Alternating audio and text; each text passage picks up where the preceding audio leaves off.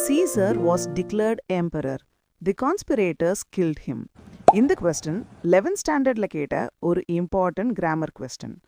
என்ன கேட்டிருக்காங்க அப்படின்னா, Caesar was declared emperor.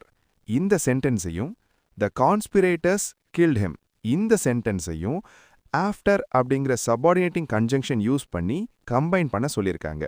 அதாவது சிம்பிள் சென்டென்ஸ்ல இருந்து காம்ப்ளெக்ஸ் சென்டென்ஸுக்கு சேஞ்ச் பண்ண சொல்லியிருக்காங்க. ஓகேவா? ஸோ இதுக்கு சரியான answer after Caesar was declared emperor the conspirators killed him. இது எப்படி வந்துச்சு? அது ரொம்ப சிம்பிளுங்க. ஒரு இன்சிடென்ட்டுக்கு அப்புறம் இன்னொரு இன்சிடென்ட் நடந்திருந்தா அதில் ஃபர்ஸ்ட் இன்சிடென்ட்டுக்கு முன்னாடி ஆஃப்டர் அப்படிங்கிற இந்த சபார்டினேட் கன்ஜங்ஷனை போட்டு ஃபர்ஸ்ட் இன்சிடென்ட்டுக்கு எண்டில் ஒரு கமா போட்டுட்டு செகண்ட் இன்சிடென்ட்டை போட்டால் நமக்கு வேண்டிய ஆன்சர் கிடைச்சிடும். எப்படின்னு பாருங்க. சீசர் வாஸ் டிக்ளேர்ட் எம்பரர், இது ஃபர்ஸ்ட் இன்சிடென்ட்.